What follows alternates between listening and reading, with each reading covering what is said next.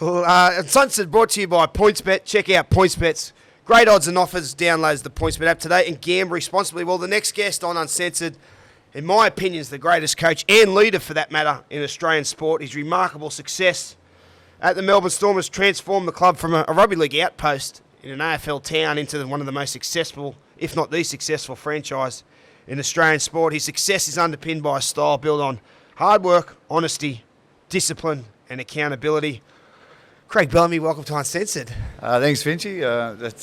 That's a nice opening there. So, I don't know whether these headphones are going to stay on. My head's getting bigger by the moment, mate. Well, mate, first this must be a highlight, getting interviewed by me. I thought, geez. You're the most intelligent interviewer I've ever dealt with, actually. Mate, we'll straight to this year. Congratulations again, another premiership, and what an amazing achievement for the club, considering everything you guys faced. Yeah, it was. There was. There's two ways to look at it. We obviously went through some tough times, as a squad, as a team, and having our families there as well. Some of the players didn't have their families there. That was probably the toughest part. But having said that, we had a 2-acre backyard that we could walk around in. The sun was shining more than what we were used to. So after what the people in Melbourne went through during the year, we had it pretty easy, to be quite honest. But there was some, obviously some times throughout the year when, you could sort of feeling things could fall apart a bit, fraying around the edges a touch. But I must, got to give the players a whole heap of credit, obviously, for how they dealt with it, and then still played some really good footy, especially towards the end, and but probably an even bigger rap to their families. How they, again, it was just uplifting their life and doing something completely and utterly different, a long way away from home. But how they, again, I suppose, adapted to it and didn't really let it get in the road of enjoying the experience or trying to make the best out of the experience, I suppose. And they were a real big part of what. Well, I think when I looked at it as from a player, I was single most of my career. I loved away games because your transport's looked after you, your bus everywhere, your food's looked after you. Your room gets made, you get room service. So I loved going away. Obviously, some blokes who had families was a bit tougher, so I would have loved to have been in the bubble. But the other side of the coin was, because I was single, a lot of my time off was socially out and about, having a beer and doing what young blokes do at that age. Chasing Sheilas and having spending times with your mates. How was that in terms for player welfare? Like some players who were younger and single, and like even just getting out and going to the beach, or going for a beer at a pub. How was that to handle with over time? Because you can do that for a couple of weeks, maybe a month, but you guys, it was well over 100 days you were up there for. Was that a challenge for? Oh yeah, without a doubt. And I must say, I probably didn't realise, I suppose, how else, not serious, but I remember thinking 2 or 3 weeks before the finals, I've had enough of this routine, and I'm a very routine guy, but we were just, basically, we're all sort of eating breakfast together, lunch together, dinner together, we were travelling together, training together, playing together, and the only sort of thing was going to training, we sort of got outside the resort then, but that was it, straight to the same ground, basically the same sort of routine as we get into it. So, then I'm thinking, I'm 62 years old, so I'm thinking, well, if I'm feeling this now, I'm thinking these younger blokes would have been feeling a lot earlier than what I was. So I sort of like that, and that was a bit of a turning point for me in that. Not a turning point, just a little, I suppose, a little light come on to say, hey, we just need to be, we need to be a bit careful how we handle this next couple of weeks coming into the really important part of the year, and I just sort of, I suppose, admitted to the players that's how I was feeling. So I said, you guys must have been feeling like this a lot earlier than this, and but we see the sort of light at the end of the season now, so let's just knuckle down and hopefully get what we end up, what we got. But it was like I say, it was tough going for, and like I say, the younger blokes, especially the guys that didn't have family and are single, they would have. Again, it was only sort of then I realised how tough it was, you know. I look at a couple of blokes in my time down there at Melbourne who, you know, you're living in each other's pockets, would really test some of the friendships there. Will Chambers shoots to the top of the list. You know, Jimmy Maloney when I was down there. Even myself, at times I can probably get quite annoying.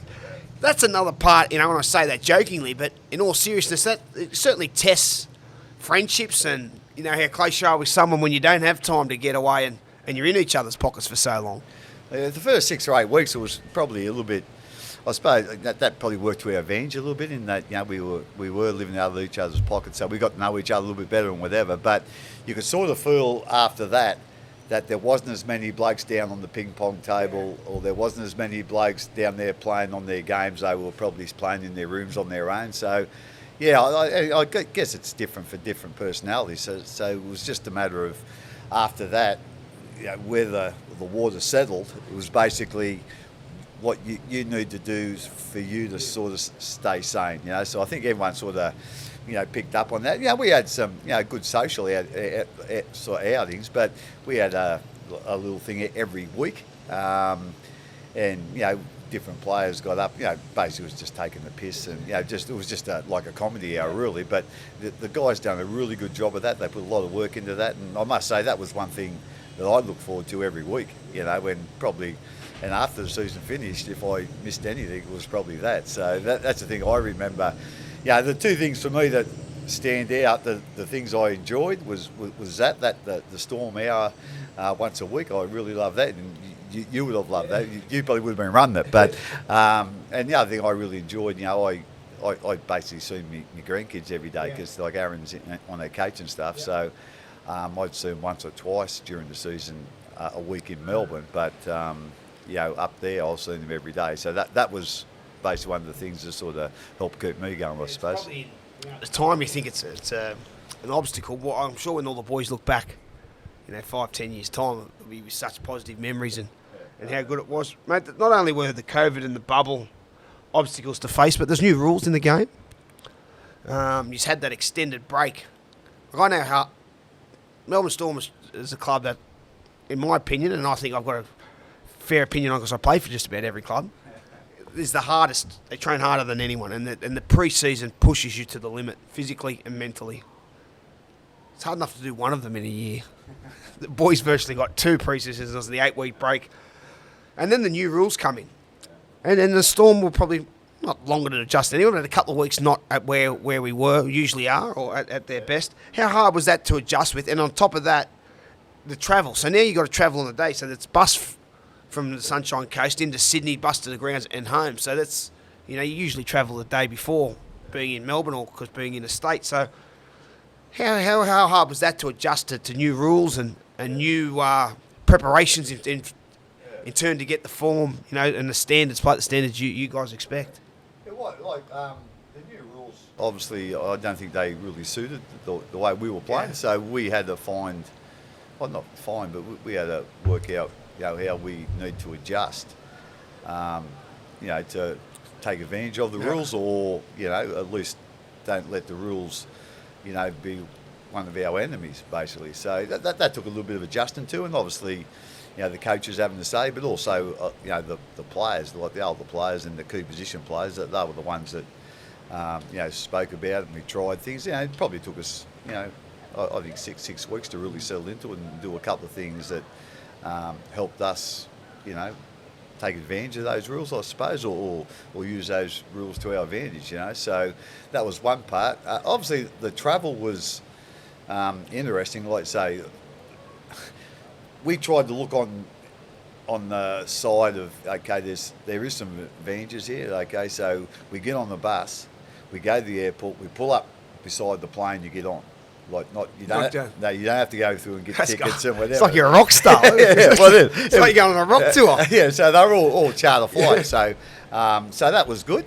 I must say, you know, I was worried, and I think it did affect us a little bit early when going down the day of the game, and you'd go straight to the ground, and then you'd go and have, you know, a meal at a certain part of the ground, and then we had to take mattresses if you wanted to have a bit of a kip and whatever, So we had, 4 or 5 hours. That's a long time. Yeah. In terms of preparation, Yeah, isn't it? Like that's running right. around. Before you actually went to the dressing room. Oh, so that's another hour and a half once you're in there. Yeah, so it was a long time at the ground. Yep. So that was, I suppose, the thing that we had to be aware of, and I think, again, we tried to get into a bit of a routine. Which is a big thing, Billy, because players, and probably even coach yourself, preparation and routine in preparing is massive for some players. Yeah. Especially when I was older, you do the work during the week, and because I was at the Storm, you know who you're with, and you just, you're older, you understand, you can handle things a bit differently. But when I was young, it's, I'm aware the certain types of swims, I've got to get there at the same time,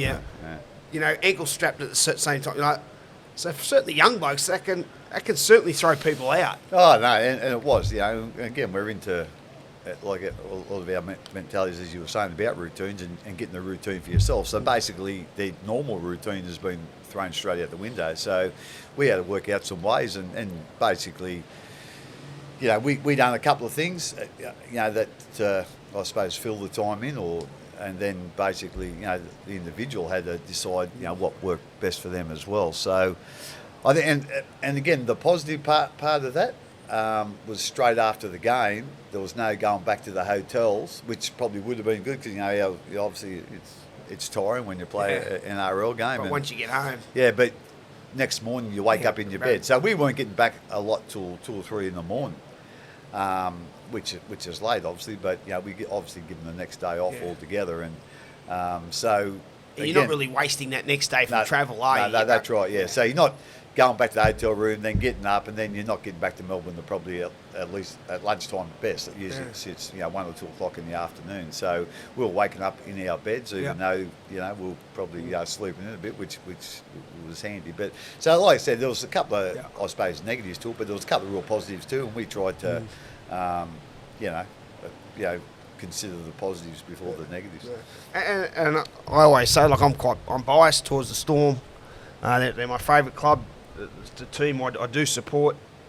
Come the finals time, or towards the end of the finals, I was saying to my fella, from a long way out, I said, Ellie, they're going to win this from about a month out. I wish you'd told me that. Yeah, well, I did. I remember we were texting with Rach, your daughter, and Ellie, the group text before, and I just said they're going to, this is semi-finals. I said, mate, don't worry, Rach, the boys are going to. I just had a feeling, and I had it in 2017. Obviously, a different team then, dominant that year. But I looked at a few aspects of this year's team, and one, the back end form coming into the finals was outstanding. I had a chat to Sticky a couple of weeks ago, and he was so disappointed in that Storm game because obviously they played so well and beat the Roosters. Knocked the 2-time defending champions out, and they didn't even fire a shot against you guys. And maybe they didn't play at their best, but it was what you guys did to them, blew them off the park. That you didn't even get a chance to settle, and that's what you've done in the past. And the form of those guys, I thought Pappenhausen, where we may have lacked a bit of that real game-breaking strike in the last year when Billy retired, he had provided that. And Jerome Hughes,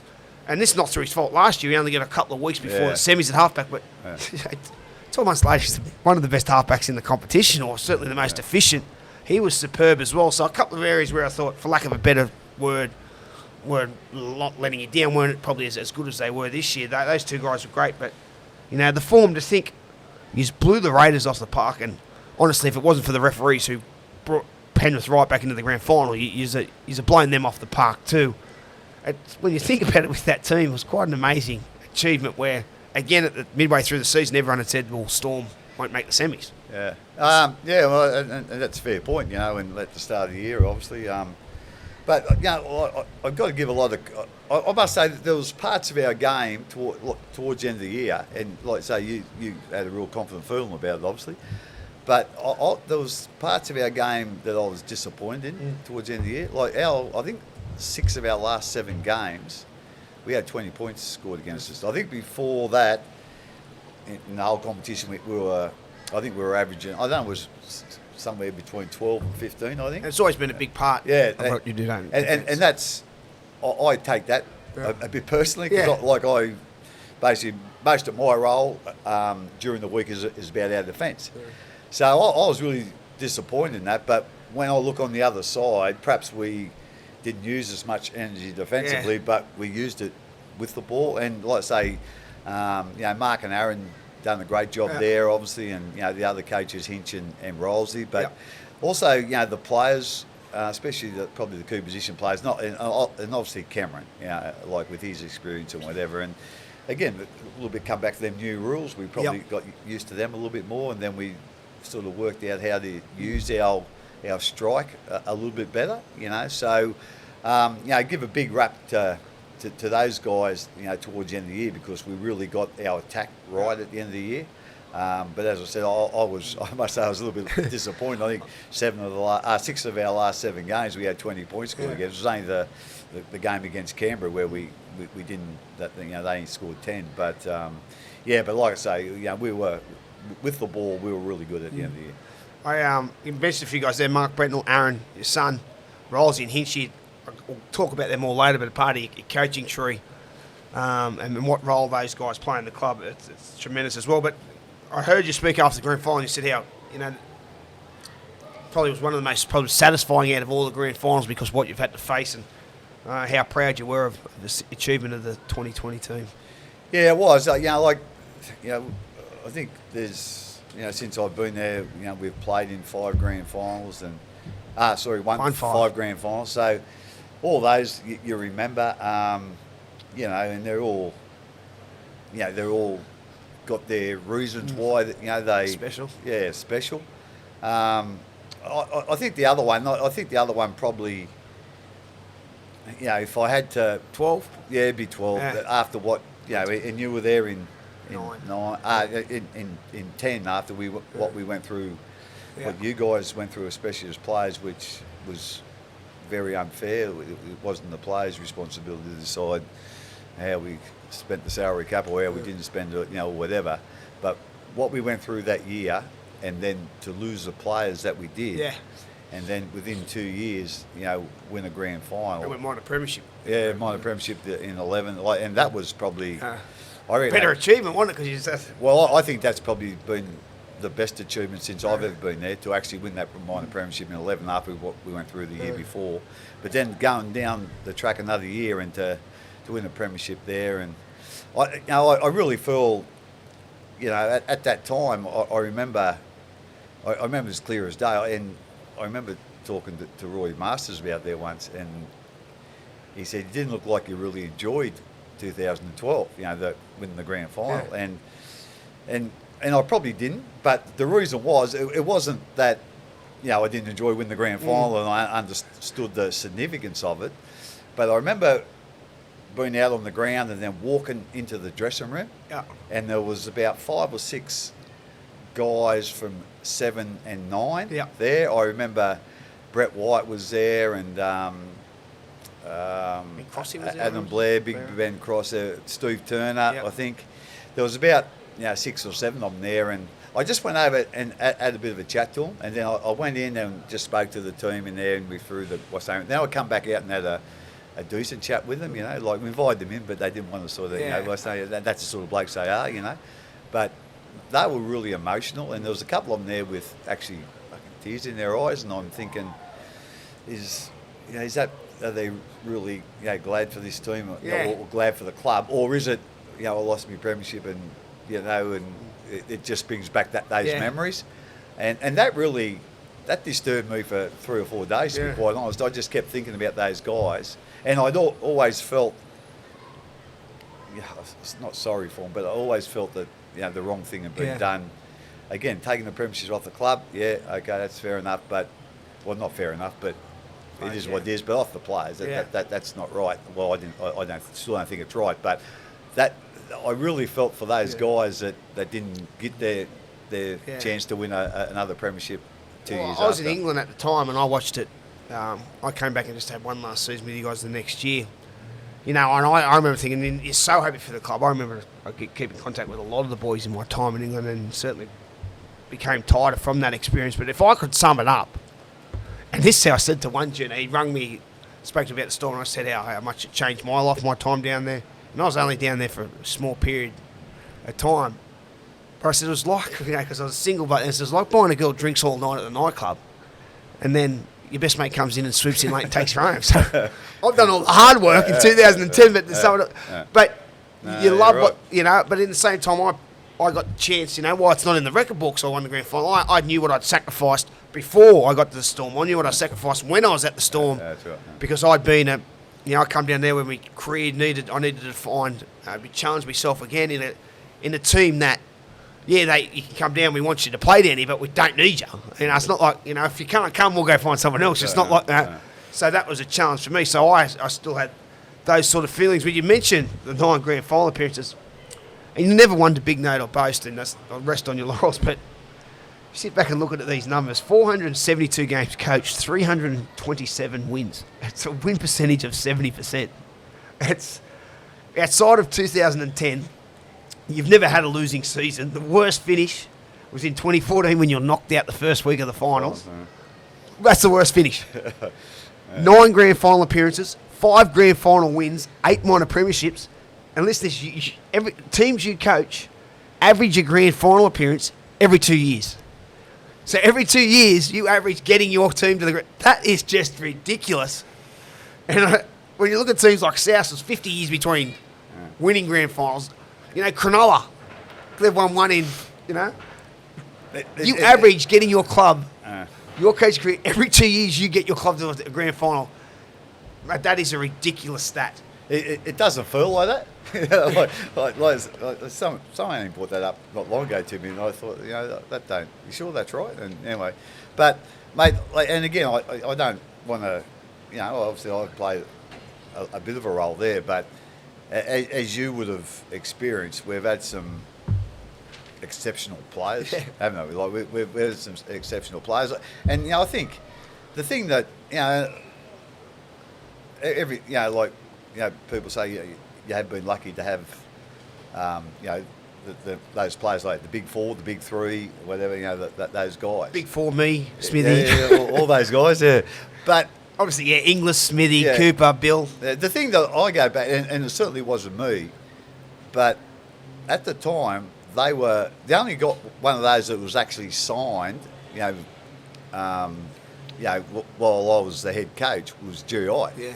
The other 3 were signed by, you know, the Storm or Brisbane Norths, you know, before I was even there. So, but they got those guys as kids. That's what the Storm, they didn't. And that was when every kid in Brisbane wanted to play for the Broncos. Yeah, they exactly. probably got a bit lazy in that regard, because everyone was just no one's first choice was Melbourne back then. No. No. You want to stay away from that, Melbourne as far as, you know, as you could, I'd imagine. But, you know, the Storm actually recruited those guys as kids, and, you know, they were developed, you know, in the Storm system too, which again, it was before my time. So I think the club, you know, I don't think they get enough recognition for actually finding those guys as kids before. They didn't play 100 first grade games, then the club bought them. But they were kids, and you know, like I say, it's been a pleasure to work with all those guys, and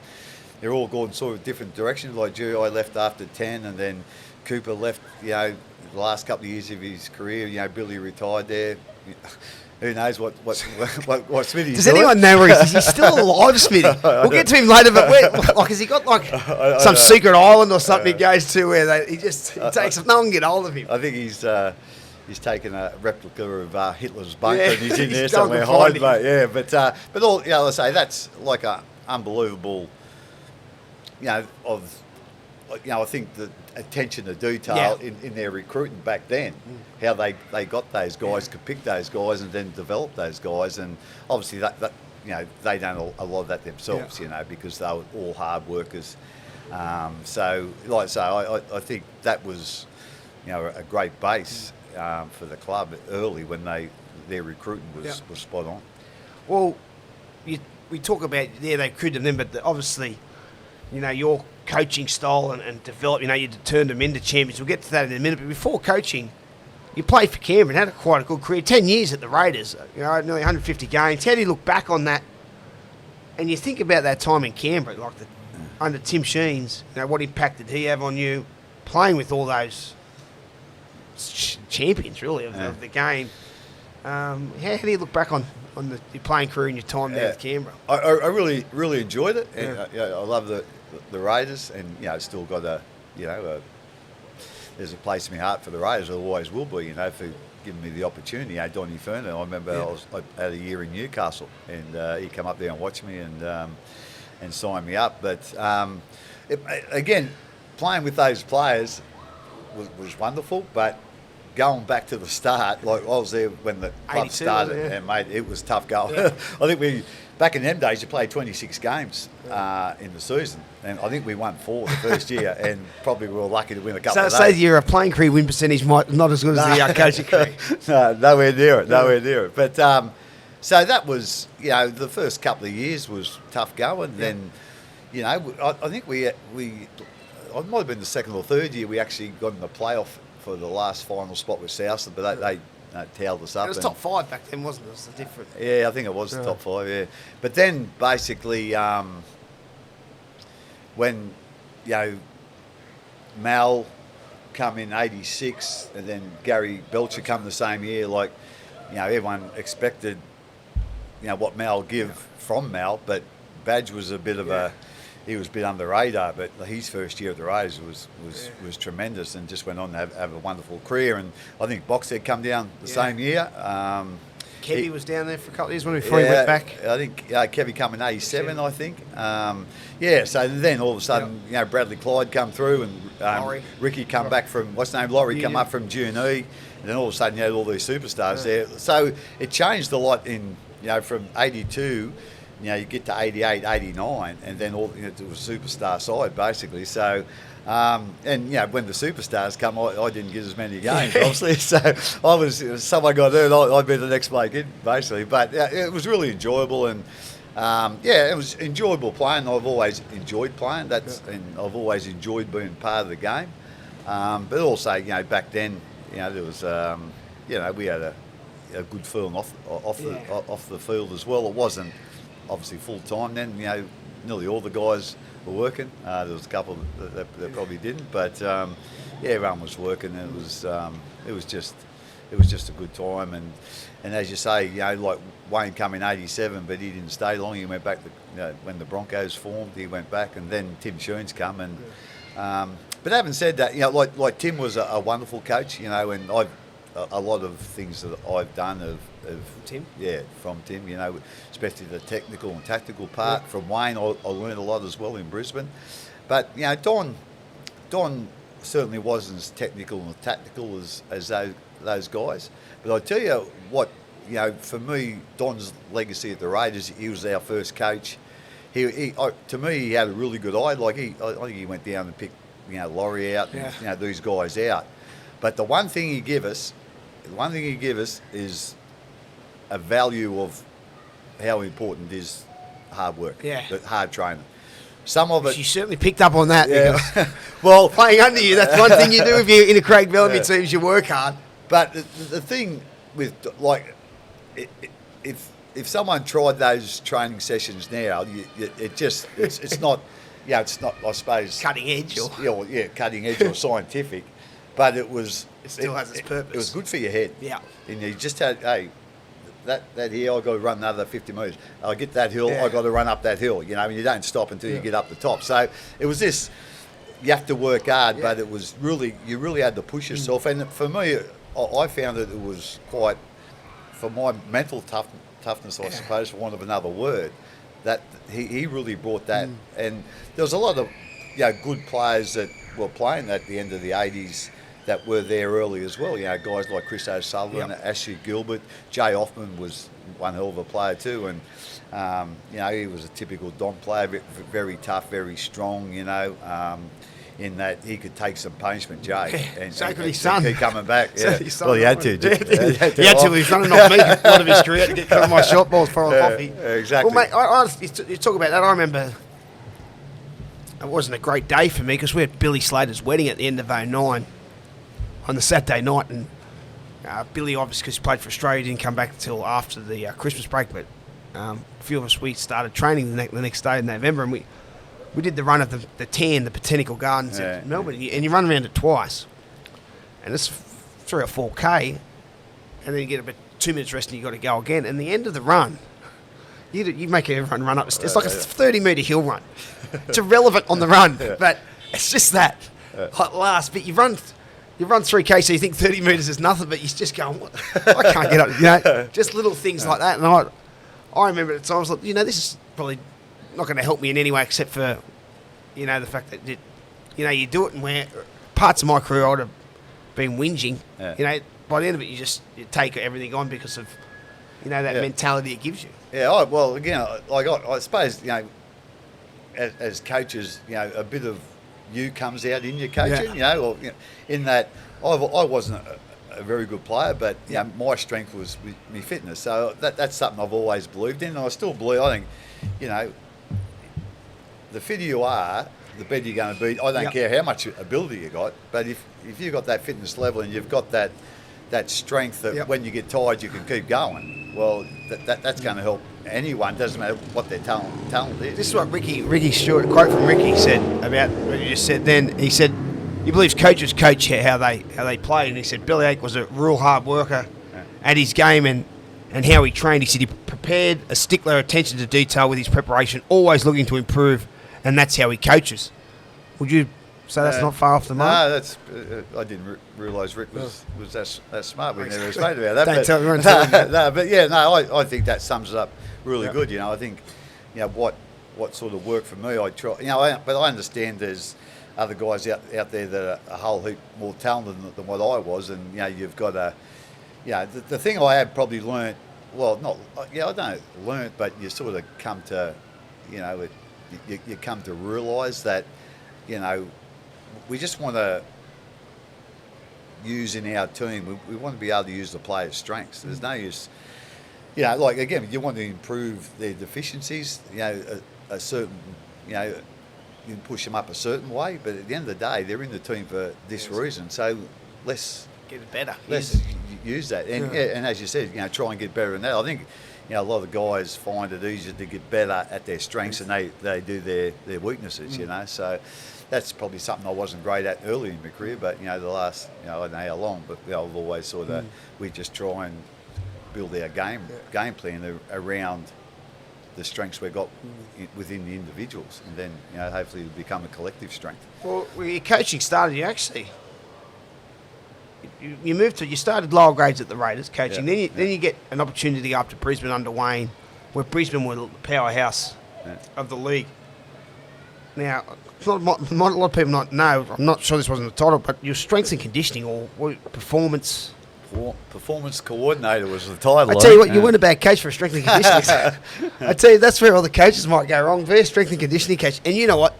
Most strength and conditioning coaches are weirdos. Like, they're the weirdos of the coach, because they're in.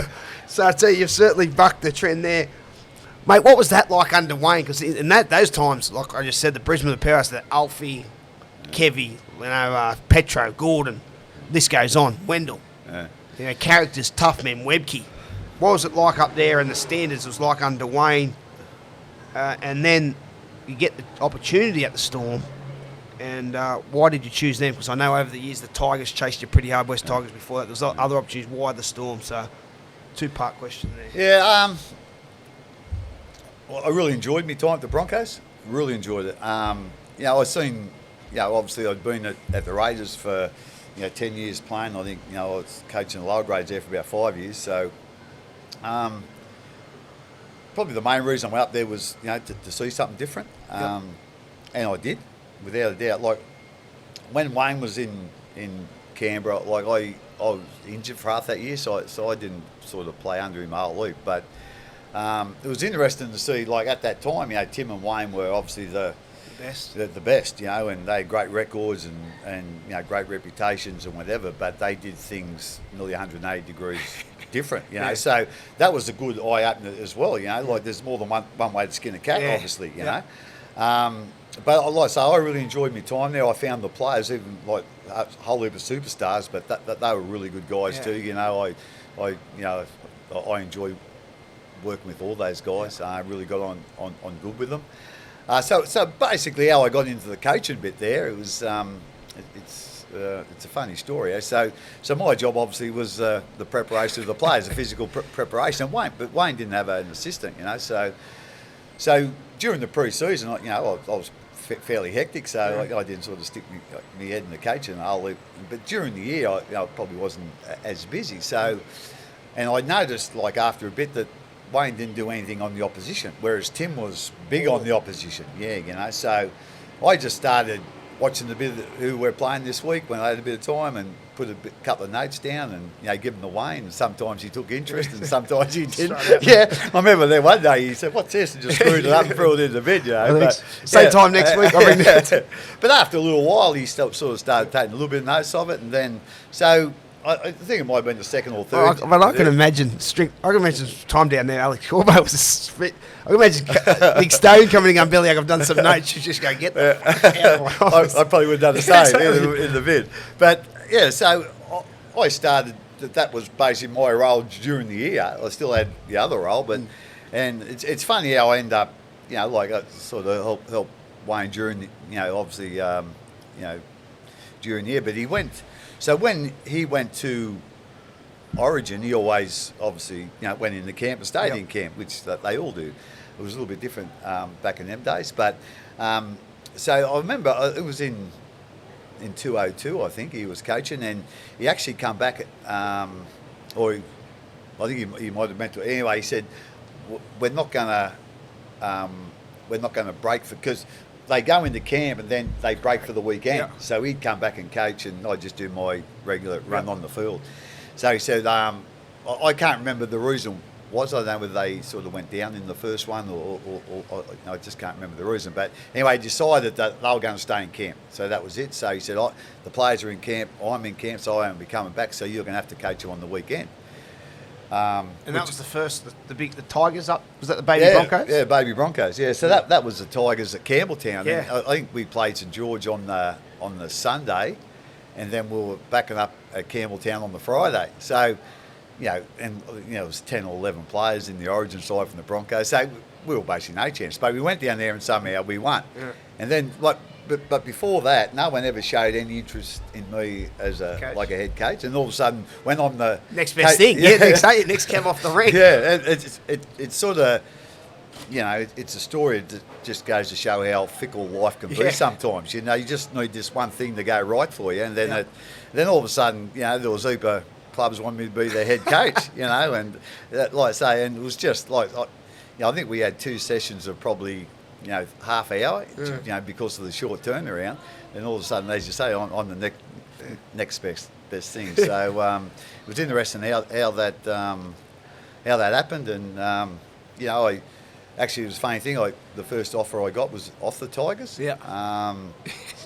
Why wouldn't it be? You just pulled their pants down. Yeah, and at that time they were going through a pretty tough period, and Terry Lamb was a coach, and a real good guy. Terry, we all know how champion, a great player he was, but he was a real good fella too. And so I had a bit of a chat to him, I think, after the game and whatever, and then the offer come. But and I turned it down because I went back and spoke to my wife, Wendy, and she said, well, you go to Sydney, you'll be going because I ain't leaving here until the kids finish their school, which, I think Rach had 3 years to go. Aaron, I think he was in his last year then, So I knocked it back, but then as soon as I knocked it back, I think, geez, this is something I've always wanted to do, and I'm knocking back, the first one I get. So that, I got to this thought that, you just can't do that again, or you're not going to get any offers at all. So the next one that come along was Melbourne. And Melbourne weren't a complete rebel. I know in 2002 I was at Canberra. It was my last year in Canberra. 2003 I moved to the Roosters. But in 2002 we finished 8th Canberra, but we played the Storm in the last round down at Bruce Stadium, and whoever won that was going to get 8th position. So it's an opportunity. They're moving Mark Murray on, but they weren't on the scrap heap. They weren't a rabble. They still had probably a couple off seasons there with him, but they had a decent sort of competitive team. Yeah, no, they didn't. The thing, what I liked about just what I said before there about knocking them back. So it was sort of, but the thing I also liked about being at Canberra, that was a one. Team town, and then gone to Brisbane. It was the same thing, And so team state. That's right. Yeah. So that was, I like that idea, Yep. and I must say I got on really well. I had three or four meetings with John Reba, Yep. and I'm still Close, isn't it? real close to John even now. And a He's terrific a great supporter guy. of the club still, and you guys, everyone there. He has been, mate, Yeah. and but the amount of work he would have Done in the done, early days. the early days, and you talk to some guys that went, like Robbie Kearns and Steve Kearney, Tierra, Glenn Lazarus, all those guys. Like it wasn't. They just didn't go down there and it was sort of easy going straight away. It was, Melbourne didn't sort of take kindly to another code coming in. It was never ever going to overtake AFL in an AFL town, but I think some of the AFL people probably seen it like that early, and that they made it really hard for the Storm in different ways. They didn't sort of make the players feel very welcome early. Yeah, so which is a lot different now.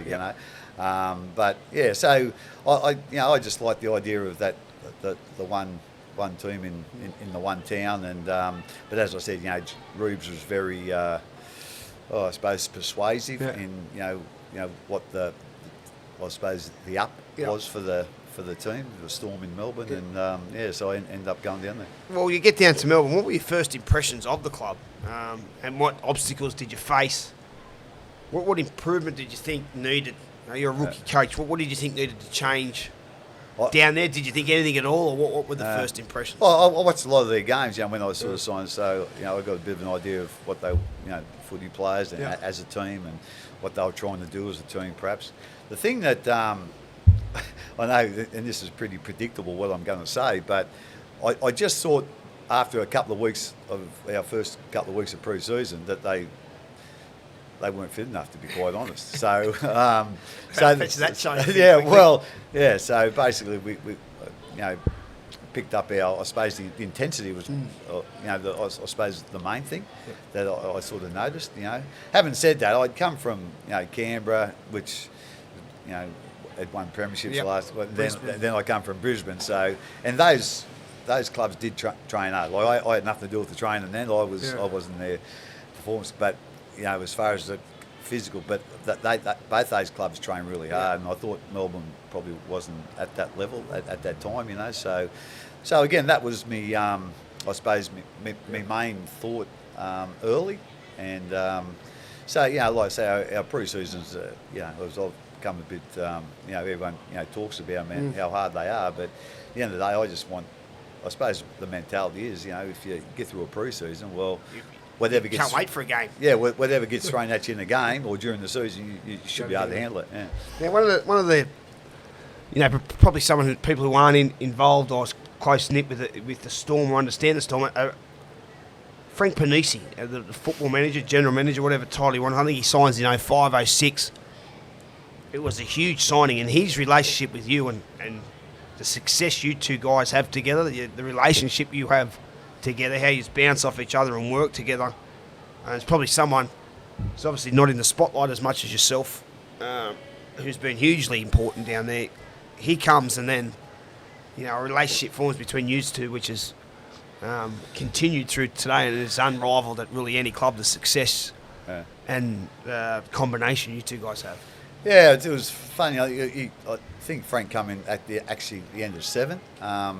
So Greg Brentnell was our, Mark's dad was, and obviously he was there at the start with the club, so he's obviously a wonderful figure in our club, So he was our footy manager there, and then I think probably would have been about 05. He decided to go and do some work in the juniors with the junior rep scene. Doing Lance actually, who was my assistant coach. When I first started there, I had the one assistant, so Dino was that, but he was keen to do a bit, go more into the footy manager's role, the admin side. So he ended up taking over as the footy manager, and I think Michael Maguire and Steve Kearney come in as the coaches. So and then Dino, after 07, we won the grand final in 07, he decided to move on to the Cowboys. So we need the footy manager. So I'm not quite sure how Frank come up. I don't know whether it might have been through Frank Stanton, actually, who was working with. Well, Frank News had Limited. was through Manly, wasn't he? He Yeah, spent time that's right. in England, Yeah, but yeah. he'd had a successful coaching and admin career at football manager side at Manly. Yeah, well, he had a very successful coaching as well. So he came through some Manly juniors. I think he coached the reserve grade side there. Then he went over to rugby union, and he spent some time with the South African side. I think he used to do some defence with them, and then he went over, done some work in France, and then also in England, I think. So, as far as he hadn't actually been in the admin, but and again, when we recruit someone, I want to know what sort of guy they are. Is he going to fit in with what we're about here?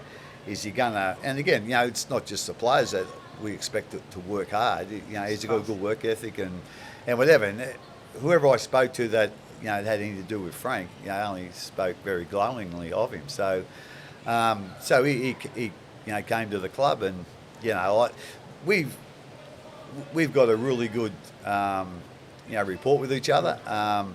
The thing, both of us understand, this is what I do, and this is what you do, and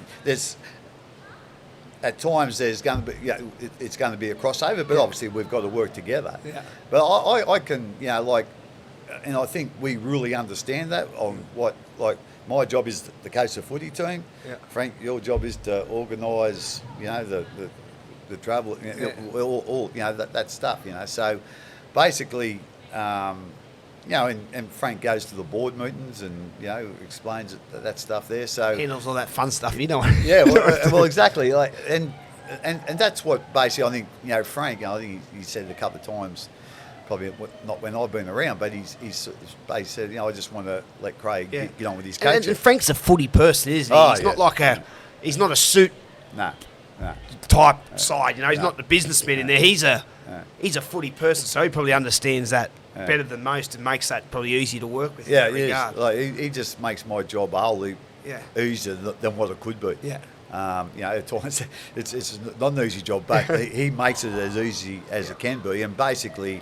The mentality is, I'm the coach of that team, and that's got to be my main job, and that's what I need to focus on. So he takes all the other stuff, and there's a whole heap of stuff obviously that he does. But the other thing I'd have to say about him is, he hasn't got an ego at all. Yep. At the end of the day, it's what's best for the club, what's best for the individual. When individual circumstances comes up. He's terrific in that way. He just he wants to do the best by the club, best by the individual, and whatever we can do to make that happen, he'll do it. Well, you had some early success. Your first two seasons, you make the semi-finals, into the second week of the finals. 05, I think did you make the third week of the finals? That's finals again. So it's quite successful the first few years you come in. 06 to 09. 4 straight grand final appearances, 3 straight minor premierships, and obviously the 7 and 9 you won the competition. We'll get to that in a minute. But at the end of 05, you lose Steve Bell to Manly, and you lose Matt Orford, who was your halfback, and one of the better players. Both players were one of the better players. Again, which is probably not the best thing a club wants. You had Cooper Cronk come into debut, who had come and played a bit of bench and lock. Yeah. I remember thinking of the Roosters, who's this bloke? He's a benchy, he had that shaggy hair, so he's going to be no good. Smithy wasn't Smithy yet. Billy could have his moments, but he was hit and miss. And that wasn't the Billy you were afraid of. I had Mini, I was having Mini Cello. Billy wasn't then. The Mini was the man back then. So you're sort of thinking, they're tough, Melbourne. It's not going to be an easy game. But did you know what the success or the doorstep that you guys were on of the run that's still happening? 15 years later, could you see what was going to predict after losing Orford and Bell, and you got a young half who's never played? Obviously there's some ups and downs through that next 15 years, especially the salary cap, but that next 4 years, he's been 3 minor premierships from 6, 7, 8, and you make 4 straight grand finals. Yeah, and again, I don't sort of look forward and think, we got a team here that can do this or do that. I just don't work like that. I just sort of, do my best every day, and hopefully, get the right result. Good things will happen. But mate, I got to give Cooper a lot of credit for basically when Matt Orford told us he was leaving. that was, we didn't really have a halfback, like that we had picked out type thing. And So you thought you're expecting him to stay? well, we were until, obviously at that time. Until he said he wasn't. Yeah, well, yeah, and again, I think he told us reasonably early too, so it wasn't we had time to do something about it. But there wasn't a young kid or a guy that was experienced there that we're going, hey, he's the next halfback, So we had a look in the market and we couldn't really, I think there might have been one or two there, but we didn't have the money probably. I can't remember exactly. But then, I just thought, what about Cooper? He's been coming off the bench, he's been playing a bit of fullback, a bit of hooker, a bit of 5'8" every now and then in the centre. So he could play a whole, and obviously a real good kid, tough. Works hard. Yeah, works hard. He wasn't a great passer of the ball. He wasn't a great kicker of the ball. But I must say, like that, I don't think I've seen one work as hard on his skills, on the skills that he was going to need. When I said to him, mate, we're going to give you first shot this halfback next year. I've never seen anyone understand what he does well. Like, my biggest thing was I always thought no matter what the situation, I can beat that.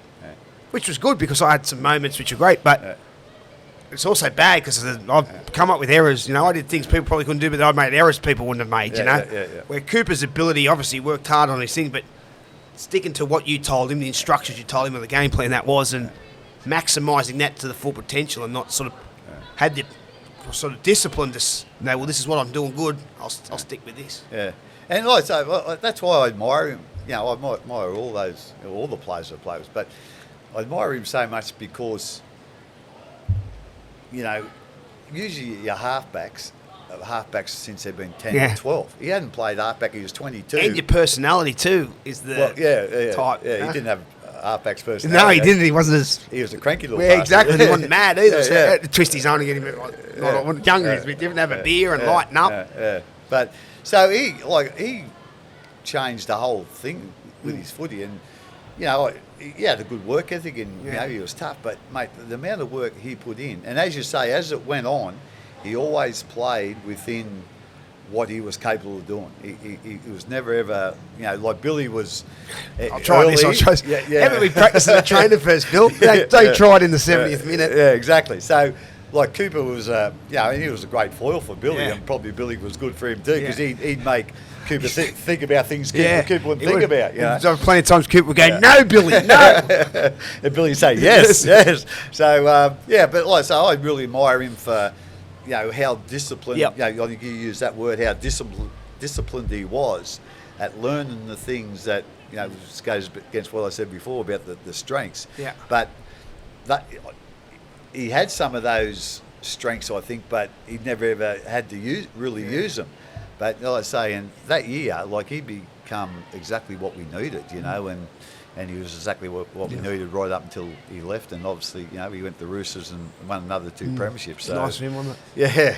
Yeah. So like I say, it just goes to show the player, but also the person. Yeah. I look back at his time at the Roosters, and this is not a criticism. There's nowhere near, it's at the end of his career. He was nowhere near the player he was at the Storm in terms of individual impact on the game, but you could see the impact he had at the club and how they spoke about him, obviously with his preparation and his discipline and what was needed, and that's sort of apart from the impact you can have on the field, that's just as important, isn't it, as a senior player as what you have off the field. I think again I don't know, I'm not there, and this might be completely and utterly wrong, but I reckon he would have been a great help to Tedesco and Keary, without a doubt. He would have been a real help to those guys, and I'm sure. They enjoyed playing with him because, there was never ever, there's no bullshit with Cooper. It's just, this is how it is. And, if you want to, if you think against that, well, you tell me, and then we'll make a decision from there, But basically, he was nearly always right. Yeah. So, but like I say, as I just really admire and how disciplined, how, I suppose, how hard working he was early to really refine those skills that he needed to be halfback. Yeah. Well, I remember coming down in 2009 after about round 3 or 4 when I left Parramatta. I remember my first training session. I must have out there after doing some bit of media stuff because I'd just come down. I remember looking out, and there was half a dozen blokes on the field doing extras for like half an hour. Smithy was one of them, Bill was one of them, Cooper was one of them. And I'd been a part of the Roosters when they'd won. So I was there in 02, but I'd been 03 or 04 when they made 3 grand finals in a row and only won one. Yeah. At this stage, Storm had made 3 grand finals, and just like the Roosters, were quite dominant in those 3 years, but only had the one premiership to show. And the Storm was the same. And I'm going down thinking, just they've achieved a bit, you know. But you know, these blokes were at this time. They're this. Well, Cooper wasn't. But he was highly regarded. He just couldn't get. He was behind Thurston and Lockyer. But Smith and Billy and GI, these blokes, they were the best in their position in the world at this stage. And thinking that if I'd had finished that career at that point like them, I'd be pretty happy with what I'd done. You think, geez, why are they still working as hard as they are? Like that continued for another 10 years. So there's no doubt at that stage the work ethic was in the club, and that's I was blown away thinking, why are these? Like it's half an hour I've been doing. Why is there still half the team on the field training? So that appetite for success was there, and it's contributed to 2 grand finals in 07 and 08. How do you look back on those, considering what happened in 2010? Like those two teams are vastly different teams, because 07 years virtually just blew everyone away, and 09 we were a bit up and down. We got into top 4 spot.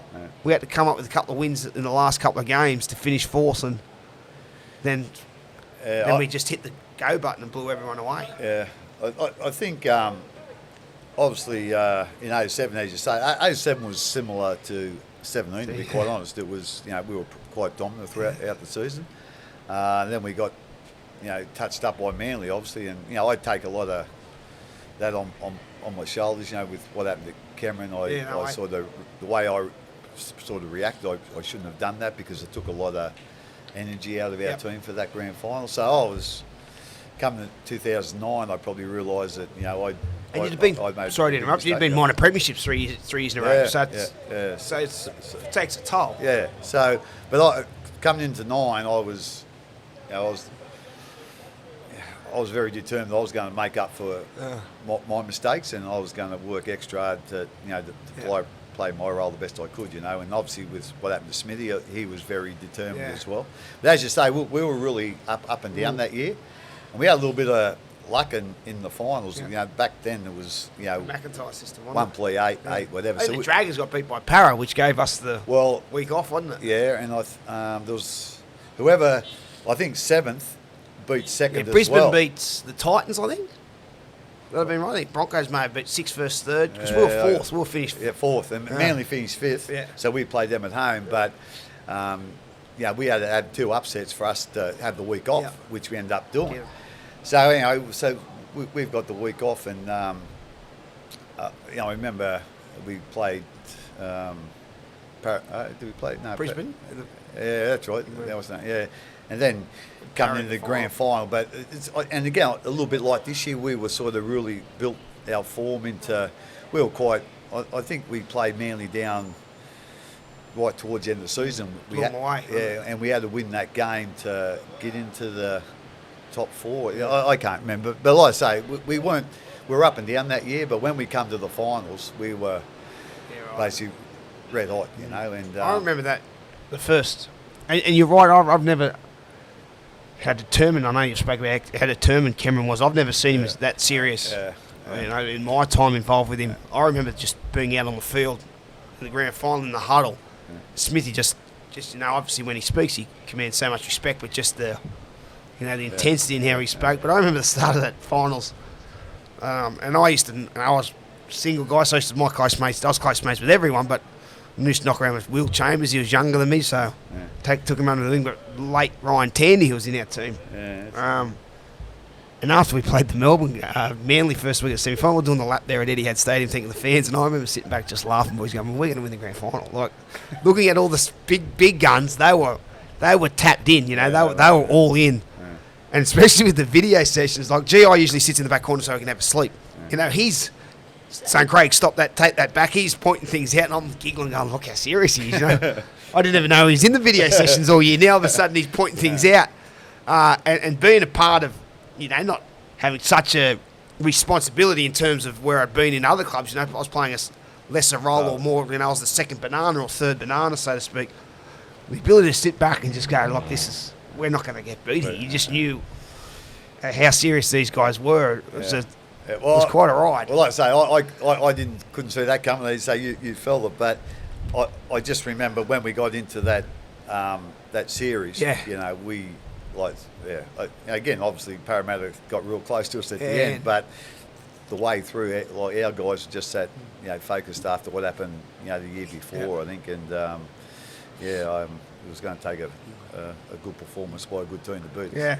Well, took a bit to stop the club at the time. I'll tell you one thing that will stop it was the salary cap. My first, I'll get your first thoughts, but I remember it clear as day. We were at training on the field. And I remember you going off the field, and that don't happen. Going down the tunnel there at Carlton's ground, Visy Park. And I remember turning to Kearnsey, who was part of the footy staff, Robbie Kearnsey, said, well, what's going on here? I said, I think might be something to do with salary cap. We might be losing some points. And this is the start of 2010. We hadn't lost a game. We're 5-0. I said, mate, take about 4 points on us. We'll still get minor premiers. We're defending champions. And I thought, especially just individually, I was more confident at the start of that 2010 in my own form, where the club was at. I thought I thought we were going to be harder to beat that year than the year before. So it was a bit of a giggle to Kearnsey, You can take a 6 competition points off us. We didn't notice, they just heard the whispers. And then we get called in. Someone comes out in the field and goes, go straight to the meeting room. Don't get changed. Fucking, what's this? So we're all in there in our training gear, and you addressed us with what you just found out, and it was quite a weird feeling actually. I hadn't been there for that long, but that was probably I knew at that stage. Well, the only grand final I'm going to win, because I knew that was going to be my sort of last year there. But then you look at guys who, like yourself, who'd been there since the start. They'd taken all of it away. So.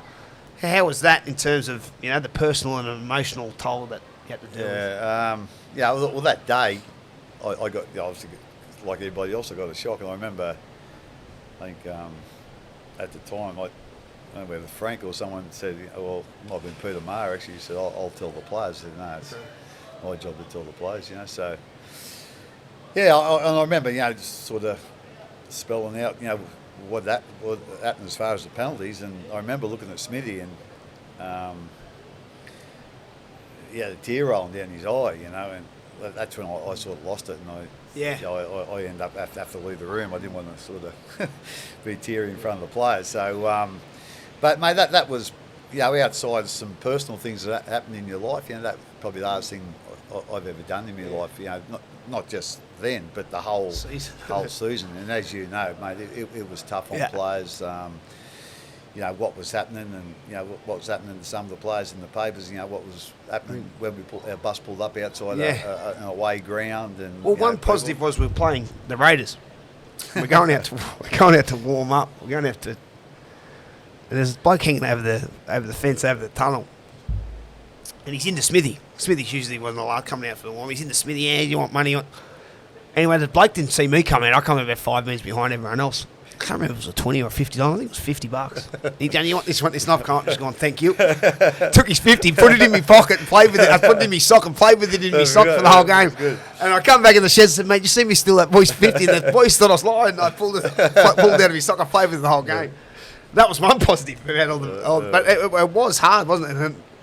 And, I remember it certainly brought the team close together. I remember after we played the Warriors after that, I think we found out that Tuesday or Wednesday, and we played the Warriors Anzac Day, and we belted them. And we all got on the drink. And I remember everyone, everyone at the nightclub, I just got everyone back. Usually I can twist a few, back then the Pied Piper, I usually get a couple of blokes back to the house to keep going drinking when the night, you get 5 or 6. This time there was 20 blokes, And I remember as tough as it was, no one turned on each other. We certainly, with what had happened, we were copping plenty of heat from Sydney and plenty of criticism from Sydney, as the club gets criticism when they're not doing anything wrong, let alone when we have done something wrong. But the club stuck together in a tough time, and which led to the fight back of 2011. How was that for you in terms of the uncertainty because of the turnover and the loss of players and what you'd just done the 12 months prior? Yeah, well, it was just a real tough season. I remember, a few of the things I remember is obviously, when we went away to to play some away games. That was real tough. On like I was 50-year-old then. Some of the things that they were pelting things at us and what's the name as, and I'm thinking some of our 19 and 20-year-olds like they haven't been through nothing like this. So I felt for those guys. Again, playing for no points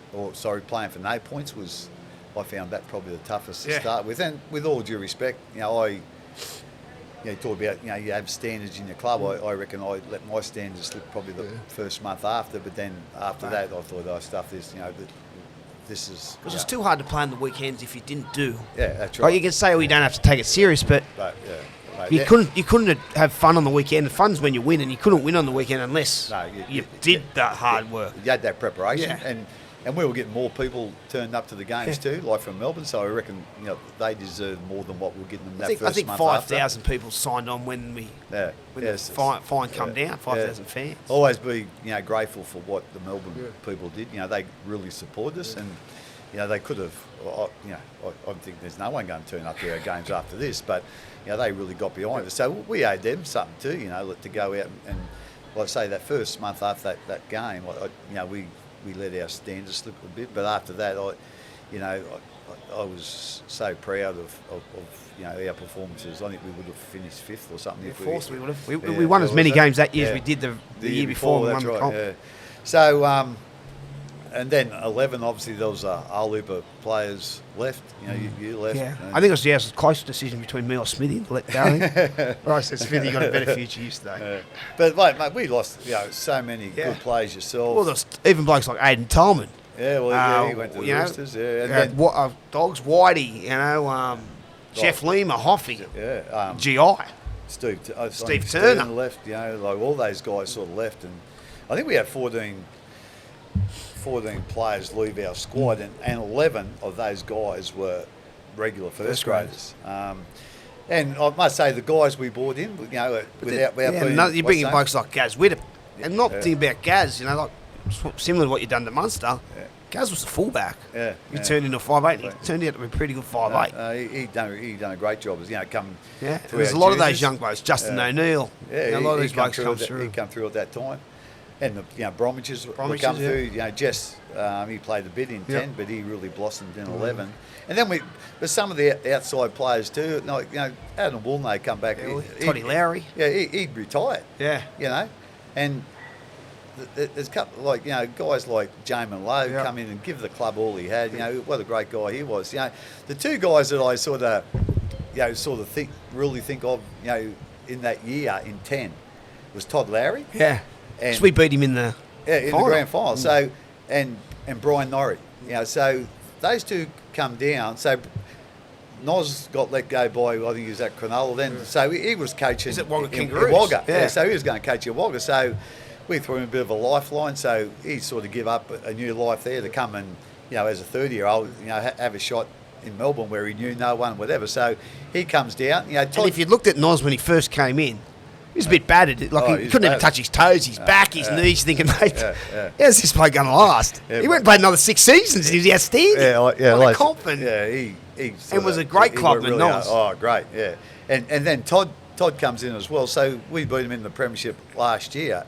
And here's a guy like those two. And so Todd plays for Parramatta. We beat him in the premiership, which we get taken off us. So he's at our club. He come to our club hoping they, believing I might be able to, I'm a chance to win the comp again.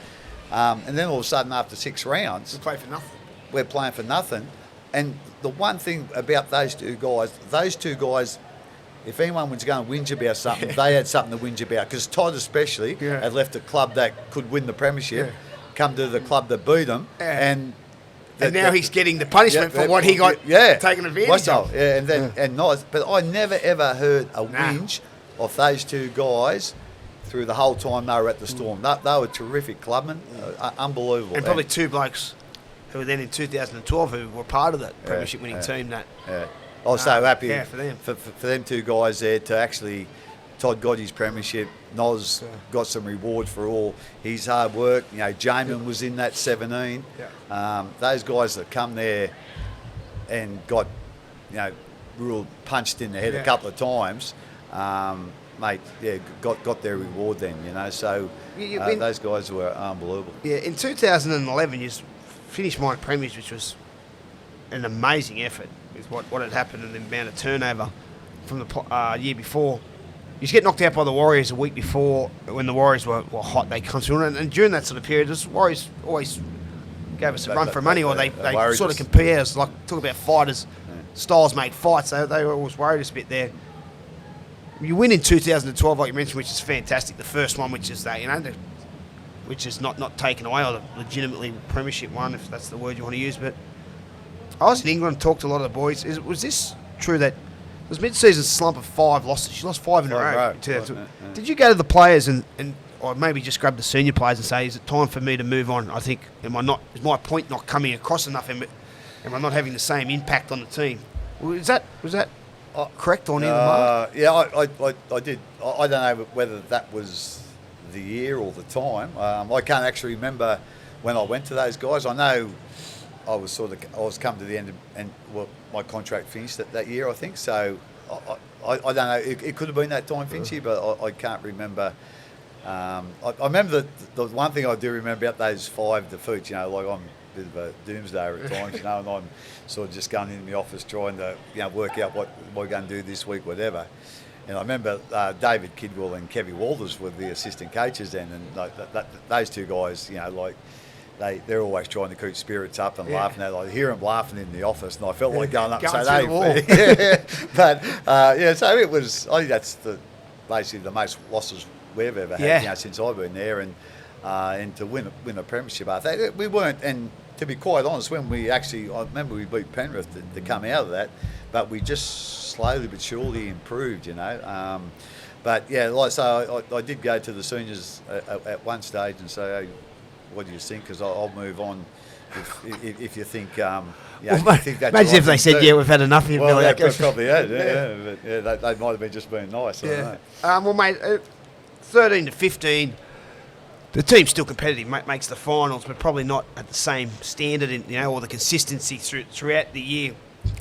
One thing I always say about you, Billy Aiken, and the club, when I hear in sport about premiership window, especially in league or AFL. There's no premiership window at the Storms. Especially with your mentality, you're there to win every year. You hear teams like clubs talk about premiership windows or rebuilds. Never heard any of those words come out of their mouth because this is the expectation. This is what we're going for. But in lack of a better word, did you think during that period, you're still competitive, but all of a sudden not the benchmark, or we weren't as dominant? Did you think, well, maybe the run with this group is coming to an end? I remember in 13, I wasn't overly concerned. I thought, we lost 2 games in a row there, but I thought, we're still be okay. 14 was very disappointing. Yeah. So after 14, we made because the final in 2014, we got smashed by the Dogs. At home. First too. week. It was at home. Yeah. And I think it was 28-4 if I remember rightly. So, and that's off the back of, in 2013 we lost first week, second week, bounced straight out. Yeah. So like I said, after 13 I wasn't overly concerned, but 14 we decided to make some changes with our personnel. But I'll tell you where I made the biggest change was after 15. So in 15 we went okay. We ended up prelim and the Cowboys. But we got belted up by the Cowboys actually. I can't remember who we played. I think we might have played. No, I can't remember. Played Penrith first week? No, Penrith or the Roosters maybe the first week got the... So we won that, obviously. So we must have finished in the top 4. We played at home, so we won that game straight to the prelim. But the Cowboys, and obviously the Cowboys won the comp that year, but they beat us, I think, 32-12 or 32-10 or something at home. And that's when I decided that we need to make some changes to our training here. And we made big changes. In what regard was that? What was the changes? Just going to a bit more speed orientated, power orientated, more so than aerobic endurance sort of stuff, So we end up we changed some of our staff there too, and which would have been hard because you were with those guys for a long time together and had a lot of success. Yeah, it was. And again, the couple of guys that left that time, we still were going to give them roles, but they probably didn't have the roles that they would have had. So they moved on, and we got a guy called Dean Benton come in, and so he changed things around. Changed things around a lot. Like after I sort of spoke to him, what we needed, or what I thought we needed, and then he went from there. And that did change things around, without a doubt. And it was something that, I sort of look back I looked back then and thought I should have done this, 18 months ago or 2 years ago, which I didn't. So I was kicking myself in the arse there. But so that changed things around. And even though we still, trained hard with Ever, but at the end of the day, it was 100% changeover. But we changed some of our stuff, and that's. And I don't know whether just the physical thing was the thing that I think for the older players, the big three that were still there then and whatever, a few of the older blokes, I think they found that a bit different, a bit refreshing, And so, like I say, the main mentality was this is a physical thing. We need to change it for our physical, but I think them older blokes, I think they got something mentally out of it as well. So I think that really helped us, and like I say, I should have done it a couple of years earlier. Well, 2016, another great year. Lost to the Sharks in the grand final. It was an extremely close game, tough game. I remember sitting at home and just the team was so brave. Like, to Sharks' credit, I don't think you can play a more perfect brand of footy. The amount of repeat sets they got, the amount of times they'll camp down on the Storm's line. They might have got out early to a little lead. We get back in front. Again, I think a couple of penalties the Sharks got. I thought they were warranted, but there certainly weren't penalties. I didn't think the Storm were getting it. So I thought we were a bit unlucky there, which can happen. And you just get beat and down to the wire. I thought the team was so brave and so tough. How much did that take out of you, considering what was about to come? No one knew what was around the corner in 2017, but did you think that might have been, again, with the last shot with those boys? Because Smithy's 110 now, so those guys were still getting on at that age. They were 34, 30, 33, 34.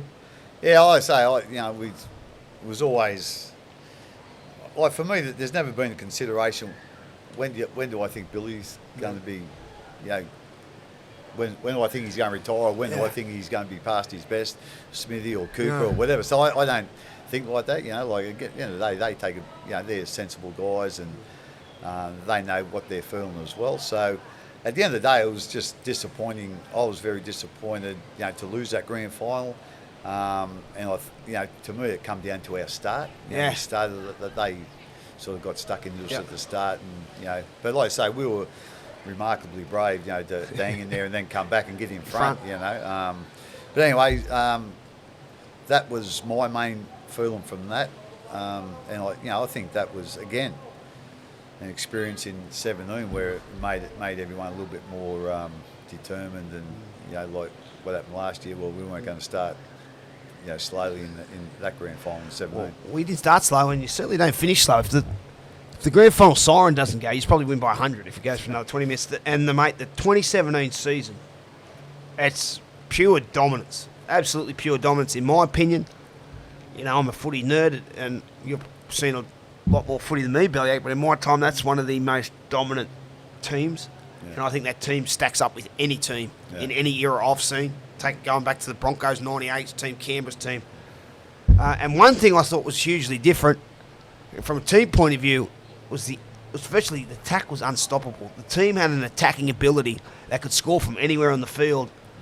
And your strike rate, scoring points, I think you scored the most amount of points in the season.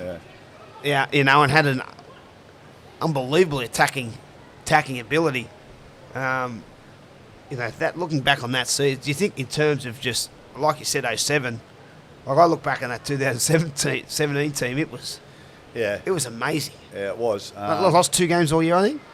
2 or 3, I think. 3. And one of them was with the Origin players, I think.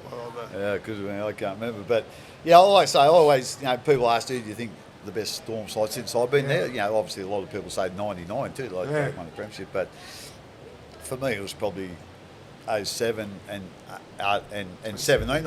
I think they were the most talented sides. And I go back to 7, like the bench we had.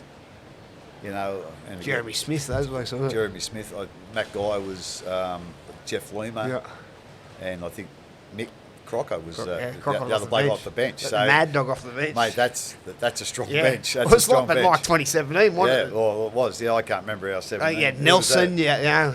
Nash was off there. Yeah, You know, maybe, but the side, yeah, you know, I always thought in 20, for a lot of those, besides probably 07, 09, 12, and certainly during that period, a lot of forwards you had. We had Nos, we had workers, we had Whitey, we had Brett White, we had Aiden Tolman, Jeff Lima. Now, you go to war with them every day of the week, and they were as tough as they would come, but they weren't big guys. You know, and teams could sometimes get the better, like the Warriors, because they had the bigger men. And then now all of a sudden we get McLean, Jordan McLean, there's Jesse Bromwich, there's Nelson the Sofa, you know, the monsters coming off, like blokes like, you know, Christian Welsh, they're getting towered over, but you stand next to Welshie, he's a monster. Yeah, he's a big like bloke. Dale's a big bloke. Hoffy's, like, these blokes are big blokes. But, you know, Tohu Harris was fantastic. Like, these blokes are big blokes. Kevin Proctor. You know, Kevy Proctor, but next, like, now all of a sudden, you got the biggest pack and mobile who can play. Made it virtually, which it was an unstoppable team, really. And actually, you saying that, going back to 13, 14, 15, you know, during 13 and 14, probably we did lack a bit of size then. I remember, like, when I first, again, the early years, like 3, 4, we made the semi-finals that year, and the Bulldogs smashed us in the second round. We won our first game. You know, we finished in the bottom of the 8, but we won our first games. But then we got hammered by the Bulldogs 2 years in a row, and that was I suppose that was the first learn the curve. It's okay. Size. Yeah, you need some size, mate. The Bulldogs were massive. We had some tough guys, but they were small compared to the others. So I reckon in 13, 14, that was a little bit of the problem. The training for me was, looking back, the main problem. But I reckon, again, we need to get some bigger guys, and all of a sudden Nelson will come and whatever. So You wanted we had some size. big guys. Yeah, we got Big some. Nelson, you get tackled on the halfway line, you can reach out and score. I remember Nelson, this is a story. We had a trial game at, because I was coming down and doing some stuff with the Storm, and I'd just come down, because obviously Ellie, my wife, now she was from Melbourne, so I'd go down to see and just come and, I'd have to do something during the day, she was at work, I'd come and just annoy you, and there was this, we had a trial game at Amy Park, I think it was getting the dogs, and you asked me to run some water. So I ran some water, and Nelson, I had a carry, there's a line drop out, and you said, go tell Nelson to have a carry, and he's coming off in the trial. I ran and said, Nelson, you just have bellyache, once you have the carry, then you get an arrest. He goes, no worries, and he's running off. He goes, Finchy. I said, yeah, mate. He goes, what's a carry? I said, just to hit up, big fella. but his impact, and now, I look at him now, the leadership, like he's developed into, you know, you can see, when he first come in, it's like the big guy didn't know how big and strong he is. Now he knows how big and strong he is. But from that 2017 team, I've heard you speak about it before, Billy's injury. Billy had 2 years of his shoulder. And really, I think this is right, the doctors told him they could not guarantee that he'd be right to play. So he rehabbed for 12 months prior to 2017 in the hope that he'd be right. After everything he'd achieved. So winning that 2017, and he wins Clive Churchill with the cherry on top. That must have been something you were proud of, because you had obviously been so close to him and like a father figure for him. You know, a lot of those guys down there for that period, so that must have been pretty special. And like, again, we talked about Cooper earlier. You know, Billy was the same. You know, in that, you know, just how dedicated they were to competitive to being the best they could be. You know, and everyone wants to be the best they can be. But hey, how hard are you willing to work to be the best you can be? And you know, when you're a bit tired and you're a bit sore, you know, I don't really care if I'm not the best today. Like, those blokes turned up every day, every week. Well, every day at training. And so. What he did, I think a lot of people really, and I probably thought to myself there at some stage, is he ever going to play again? Because at one stage there, they were talking about, you know, if you go back and this goes wrong, mate, you're going to have restricted use of your shoulder the rest of your life. Picking your kids up, stuff like that. So, but you know, he just kept working at it. And he's old too. Is that like? I always say it's or he done a lot of things in the game. When people say, "Oh, that's all right, you've got experience on your side," but with experience, you know the negatives and the positives. You know how hard things are going to be as well.